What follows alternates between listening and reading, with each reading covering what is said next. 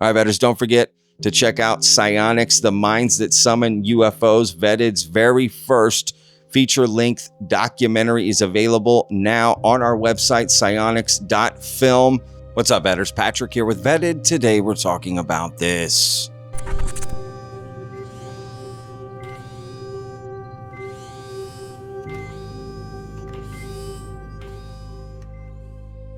The president issued a directive, said start releasing information on these files. Now, it's been a little disappointing what's been released so far, and I don't know who's in charge of what gets released, but at least it's happened, and he's acknowledged that it's something he wants to share with the public. That's an amazing step to come that far. But you had a chance to speak directly with the president and urged him to go even further earlier this year. When did that happen? I was in the process for several months putting together a series of reports on 7 different topics. And UAPs, ET, and disclosure was one of the topics. I asked to see him. And so February the 6th, I was in the Oval Office with the president. What was your goal going in? What was the one thing you wanted to convey to him on that topic that you wanted to come out and have him understand? Let me read to you something I told him I wanted him to say verbatim, and I described where he should say it, not where a podium existed and a lot of media existed, but I said, I want you to, for example, deliver this statement as you are getting onto Air Force One, and you're about to go through the hatchway through the door, but you stop and talk to the media, and you might say something like, I just want you to hear something. I want to make a statement. And I would said, and this is what I want you to say, Mr. President. A non-human intelligent presence has been on Earth for a very long time, using spacecraft and with performances completely beyond our capabilities and our human physics. And that's it. Just say nothing else. That's it. That's all. Our government, military, intelligence agencies have recovered crash disks or materials or mechanisms, machinery, advanced machinery from somewhere else, and that we've handed that over to contractors to figure it out. Yes. Yes, for sure. Yes.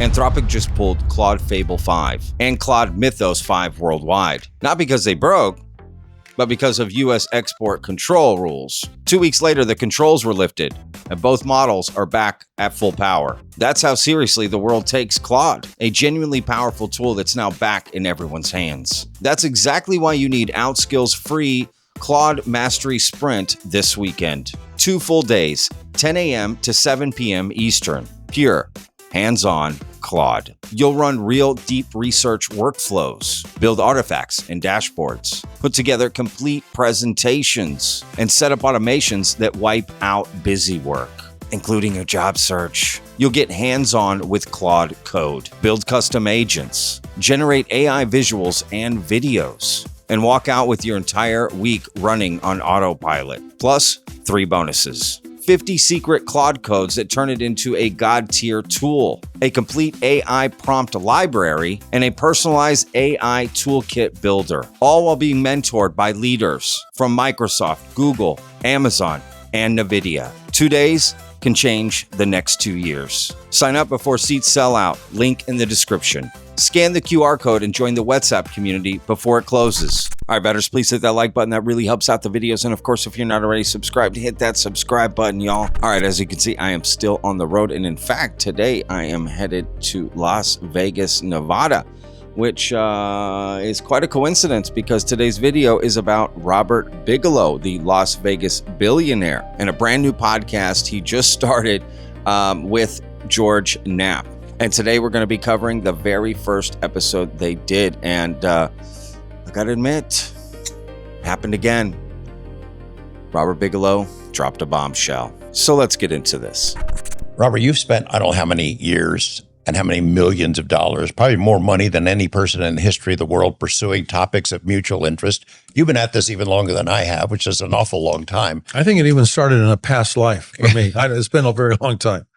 You know, at the beginning, when I first knew you back in the late 80s, the idea of disclosure was such a far off concept. It really wasn't even, you know, we're trying to figure out what's real, what do people know, what do we need to know. But the idea of someone announcing disclosure, whether that's the president or the Pope or something like that, was just such a far away idea. The subject was made fun of. It was a joke. Yeah. And mostly by a lot of the media propagated that. Right. Right. Right. I've been on the receiving end of that. Yeah. And you have too. But now it's not so far away anymore. I mean, the idea of disclosure is being discussed. Earlier this year, the president issued a directive, said, start releasing information on these files. Now, it's been a little disappointing what's been released so far. And I don't know who's in charge of what gets released, but at least it's happened. And he's acknowledged that it's something he wants to share with the public. That's an amazing step to come that far. But you had a chance to speak directly with the president and urged him to go even further earlier this year. When did that happen? So I was in the process for several months putting together a series of reports on 7 different topics. And UAPs, ET, and disclosure was one of the topics. And so when I was ready, I asked to see him. And so February the 6th, I was in the Oval Office with the president, and there was a staff secretary by the name of William Scharf, Scharf, who was also there with the president, myself. And I had concerns about dumping so much information on him at one time. And I asked Susie Wiles, shouldn't I hold back and maybe only give him 2 or 3 papers? And she said, no. She said, go ahead and give him everything. I can tell you this. It may take him a while, but he will eventually read it all. I said, okay, I'll do it. You don't know how much time you got with him. I haven't a clue. I figure it's probably more than 30 minutes, but I don't know. And as it turned out, we were finished in about an hour and 15 or 20 minutes. But I could have taken 2 days because these were complex subjects. And on the disclosure UAP ET subject, which is always great fun to talk about, that's a really important one. It's super important. And many people are saying this right here is the bombshell part of this clip. So let me break it down for you. So if you remember, back in January of this year, a gentleman named Mark Christopher Lee came out, a British UFO filmmaker. And he had come out in January saying that Trump was going to deliver a big UFO speech, and it was going to happen on July 8th.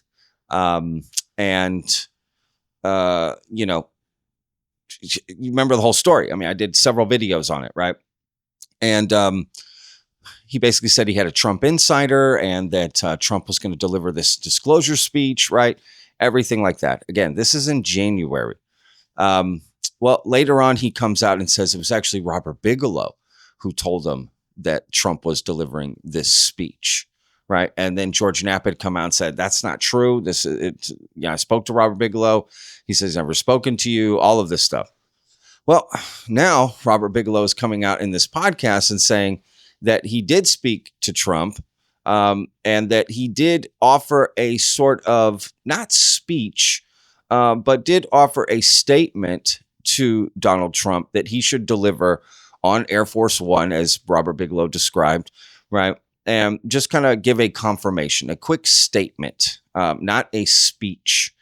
But what people are forgetting, and, is that people are trying to say, well, this justifies Mark Christopher Lee. See, he was right the whole time. Well, not really. Robert Bigelow there explains that he didn't talk to Trump till February 6th or 8th or whatever it was, right? The beginning of February. Mark came out with his story in January. So what are we talking about, right? I don't really see any correlation here, any connection. There still could be. I don't know. At the end of the day, I don't know. But I just want to focus on what Robert Bigelow is talking about here, right? So he's essentially saying he got Oval Office time with President Donald Trump, and he was going to talk about many different things. And one of those things was the UAP topic. And again, he offered this sort of statement that he should make to the American people. And, I guess it got conflated or whatever. I don't know. There's just a lot of stories floating around that Trump's going to deliver this big disclosure speech. And then Robert Bigelow's like, I just offered a small statement that he should make. And then people are saying, no, he has speeches prepared. But that doesn't mean anything, right? You just have speeches prepared as a just in case scenario that staffers could write up. And Trump doesn't even know about it, right? So that's why you got to ask deeper questions about this stuff. But it's interesting, Robert Bigelow's approach to this, because, Robert Bigelow and George Knapp have been at this a long time, but specifically, Robert Bigelow is the one who has the big access, right? As a donor to President Donald Trump, he has gotten time with him. And with that time, some of that time, he's used it to talk about UAP, right? And aliens, essentially. Which is interesting, right? And good, I guess, in the sense that, if anyone can maybe have a little influence or at least get him to look a little closer, maybe Robert Bigelow could be the one. And I think that was his intention, right? So I don't know. Let me know. What do you think down in the comments? Let's continue because there's more. What was your goal going in? What was the one thing you wanted to convey to him on that topic that you wanted to come out and have him understand? In such a short period of time, I only had an average of like 11 minutes per paper to talk about a paper. I wish I had a lot more, but let me read to you something I told him I wanted him to say verbatim, and I described where he should say it, not where a podium existed and a lot of media existed, but I said, I want you to, for example, deliver this statement as you are getting onto Air Force One, and you're about to go through the hatchway through the door, but you stop and talk to the media, and you might say something like, I just want you to hear something. I want to make a statement. And I would said, and this is what I want you to say, Mr. President. A non-human intelligent presence has been on Earth for a very long time, using spacecraft and with performances completely beyond our capabilities and our human physics. And that's it. To say nothing else. That's it. That's all. Because what this is disclosure and it's actually confirmation. And the two are welded together. These are wedded together. And confirmation has not been officially made by any president that I know of. And has not. They've had different kinds of conversations and so forth.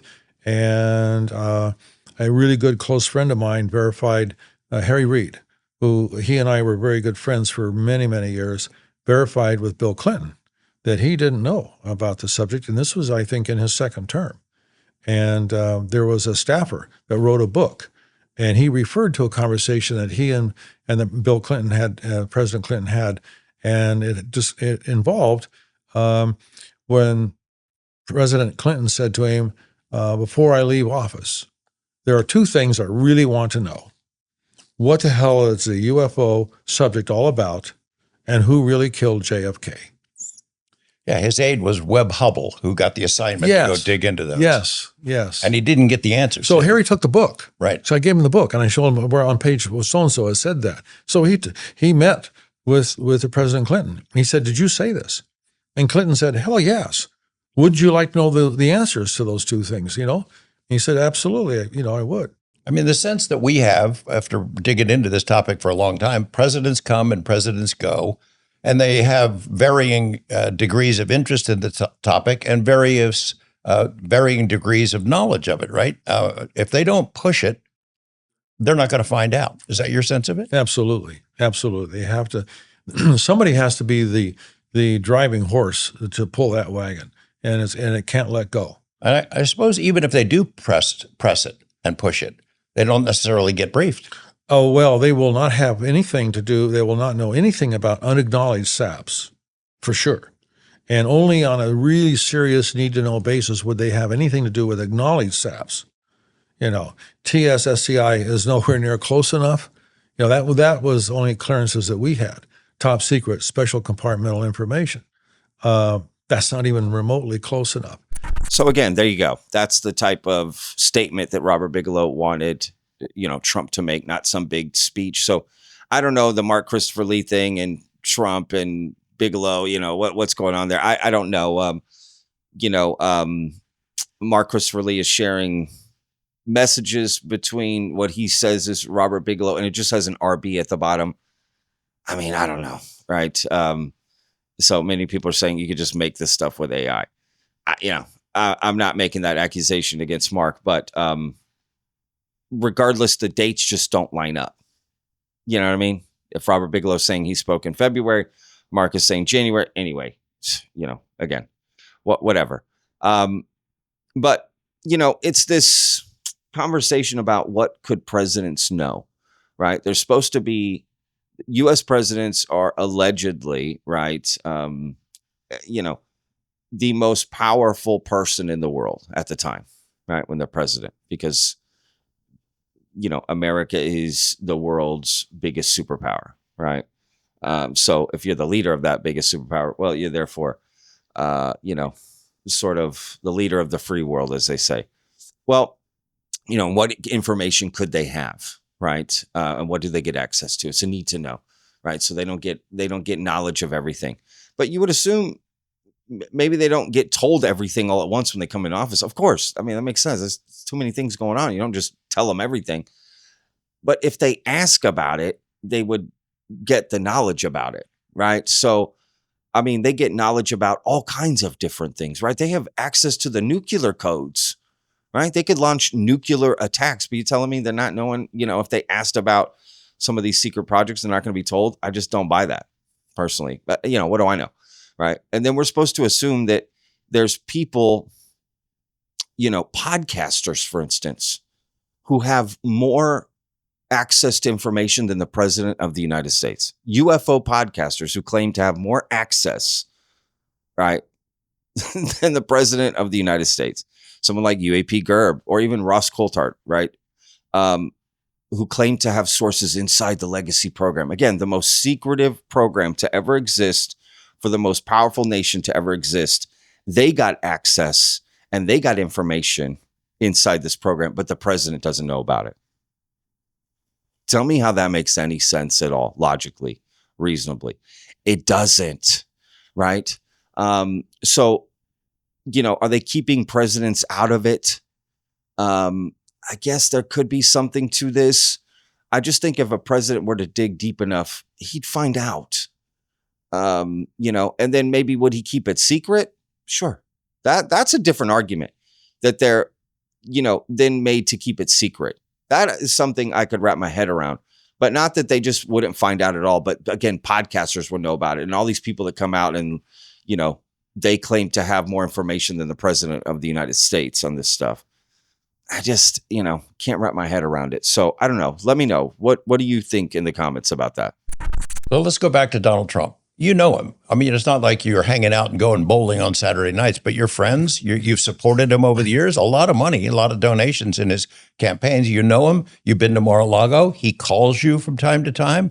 So the chance to sit down and talk with him on this topic, that's the first time you've talked to him about it, right? Well, it was a big honor to be in the Oval Office and being able to brief him on so many different kinds of really sensitive, important topics, and including this one. And it was a lot of fun. We'll come back to the other topics at some point in the future conversations. I hope this is the first of many that we have. But you prepare a document for them and what you want to convey in that time period. And then there's additional material in that document. Like what? What'd you have in there? Well, so first I said, okay, we got to clear, the Resolute desk is a very famous desk, and that's what he was sitting behind. I said, we're going to have to clear half of this stuff off the desk. So William, the staff secretary there, we were grabbing things we were grabbing things, and so we made room for these 7 different stacks of reports that I'm leaving behind. They have more than just one copy. And so that's how it started. And we got into the topic about the UAP topic and disclosure. And we had, I remember talking at some time about the gatekeepers. So this disclosure is a process, and I was emphasizing that the disclosure process, starting with confirmation, is a big deal. That really is important for somebody like the President of the United States to say, yeah, they're real, they're here, and eliminate all the other nonsense, all the noise that's been going on for 80 years. And so I wanted him to focus on gatekeepers. And I emphasize these people because they're the ones that are in government locations and private corporation locations that have spent their substantial lives or careers working in very secluded environments. And they have custody of the goods, more information than they are diamonds in a coal mine. They have obtained information about ET themselves, about hardware. Other countries are working on this exact same thing. So you have to be careful not to talk about things that would give other people advantages and so on. And the gatekeepers, I've told people that there are heroes of a different kind. A lot of people would laugh at that, but it's true. It's true. They go to their graves taking information that their spouses have never heard, their children have never heard. They can't talk about it to any friend. So they're isolated about that. And after a while, I think that must be a burden. What do you guys think about the gatekeepers? You hear this term a lot, the gatekeepers, right? I've even had discussions with people about what exactly that term means, right? What exactly does that mean, gatekeeper? What do you mean by that when you use the term, right? Because it just sounds like saying the deep state, the this. It's just like this sort of entity, umbrella entity that covers everything that's mysterious, but you can't really define it. It's like, does it really exist then? So I don't know, they're basically just talking about, people with all the information who don't get it out to the American people. Well, if that's the definition of a gatekeeper, then we've got gatekeepers in the UFO community, right? There's lots of people who claim to have information, but can't bring it out because of NDAs or classified or this or that or whatever reason they're being threatened. I mean, they're technically gatekeeping, if that's the definition. Now, that doesn't mean it's not justified gatekeeping, right? But they're still gatekeepers. Even have podcasters. Again, UFO podcasters and journalists who are gatekeeping information, have information and aren't releasing it. And then they want the government to do that, right? But they're not willing to do it. So there's just a lot of, I just don't know what's going on, right? It's a very confusing term, I think, gatekeepers. I'm just saying. And I think Robert Bigelow, he sympathizes with people with this decision, which to some extent I can also sympathize. And I'm not saying he doesn't make good points here, because I think he does. If there are people within the U.S. government who have been in programs for the U.S. government, whether they're unacknowledged or not, or black budget or not, or this or that, it's compartmentalized and they're just doing their job. How can you blame somebody for just doing their job, right? It's easy in retrospect to look back and go, that was wrong. Should have done this, should have done that. I mean, you know what I mean? So, and if they feel, that it's for national security or to protect America or protect humanity or whatever they've been told or whatever they think, even if it's just, hey, you need to do your job and keep a secret, they're going to do it for America. Just that simple. They don't need another reason why. There are a lot of people like that, and we need people like that, to be honest. So are they really so bad if they are these gatekeepers? I don't know, right? The way they sell it, it's hard to sell it right? When you sell it as these are evil people keeping a truth from reality, right? You kind of set yourself up to be in the same sandbox. If you're also a podcaster or a journalist with information, or a whistleblower with information you're also not releasing that could change humanity, right? So, I don't know. This is a tough one. Again, let me know what you think down in the comments. Have you considered the political fallout for a president? Let's say it's Trump, right? Because he might be the guy that would do it and just cast his fate to the winds. But he makes an announcement. Yeah, they're here. Yeah, we've got programs. Yeah, we've got crashes. We've got bodies. That's as far as I'm able to go right now.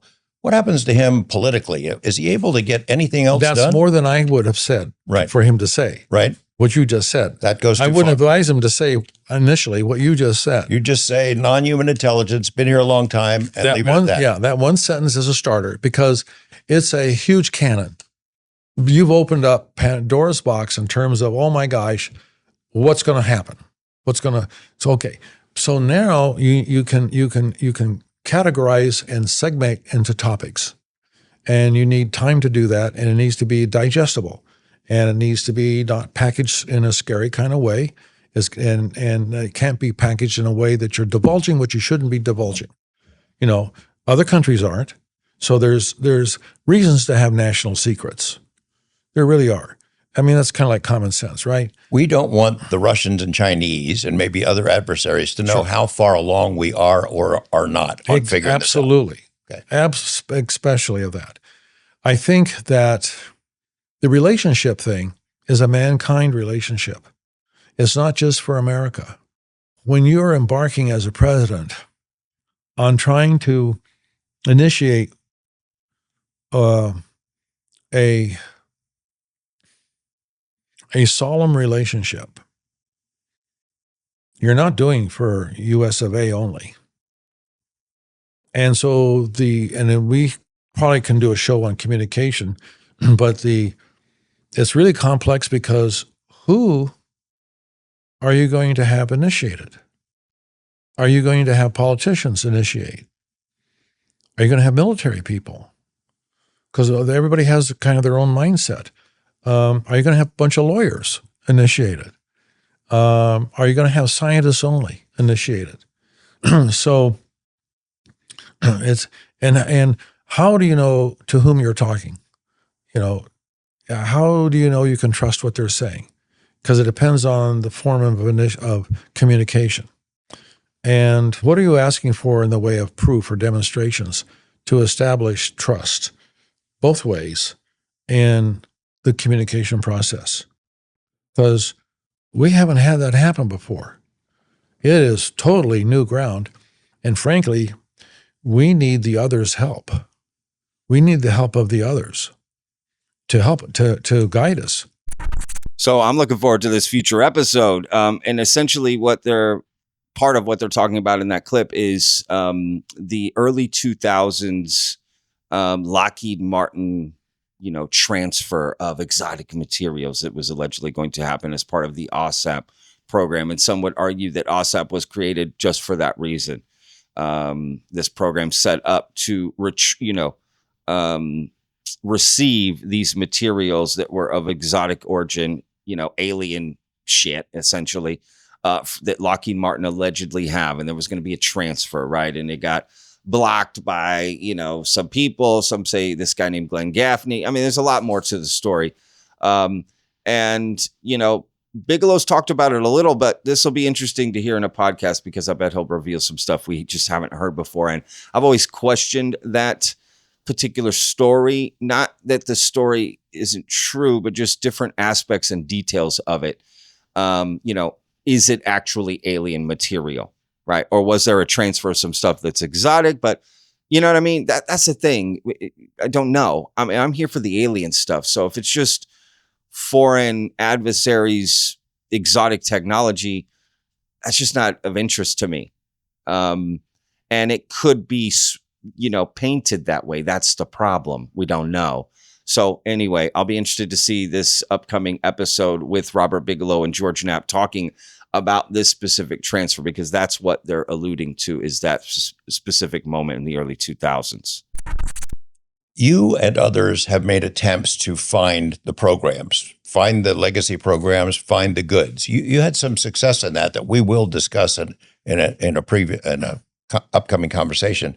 But the doors, in general, the doors get slammed in your face. Jay Stratton, who became head of the UAP task force after OSAP, after that ATIP thing, he made a point to go try to find it. And he appointed this guy, David Grush, who had these high-level security clearances.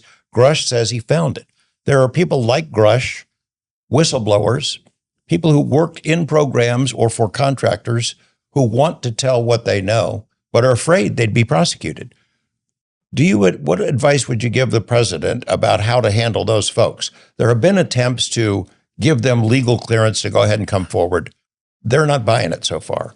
Would you give them sort of a pass, the authorization to tell what they know? And would you do the same thing to corporate interests who've been hiding this stuff at the request of the U.S. government?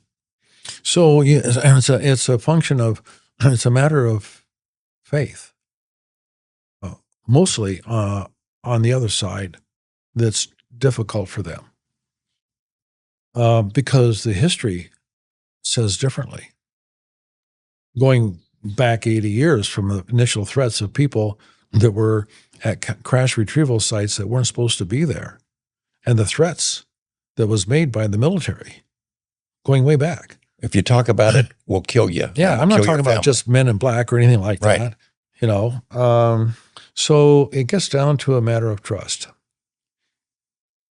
So again, preemptive pardons, that's a start, but that's, and you need to have people that are really experienced in task force that know about the subject.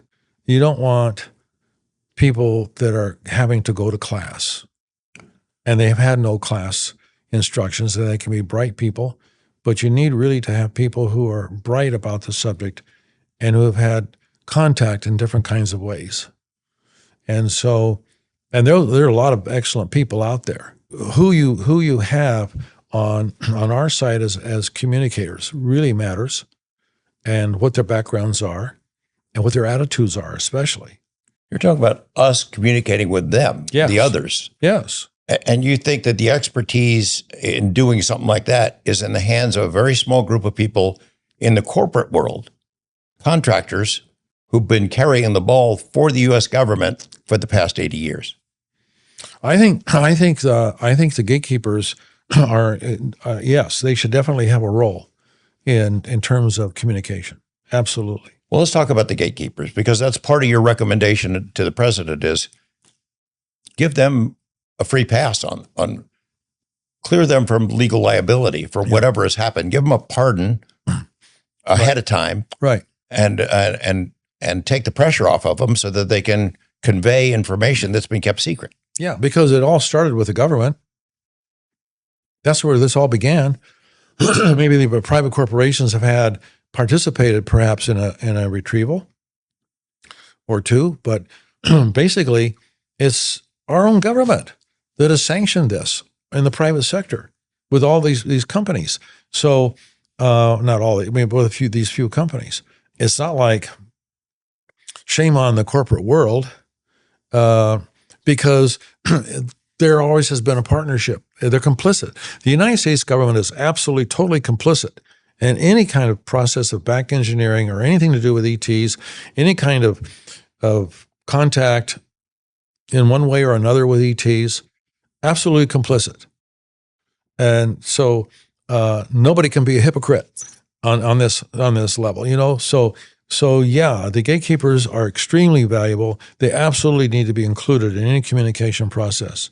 So you would say, for sure, that the government, our government, military intelligence agencies have recovered crash disks or materials or mechanisms, machinery, advanced machinery from somewhere else, and that we've handed that over to contractors to figure it out.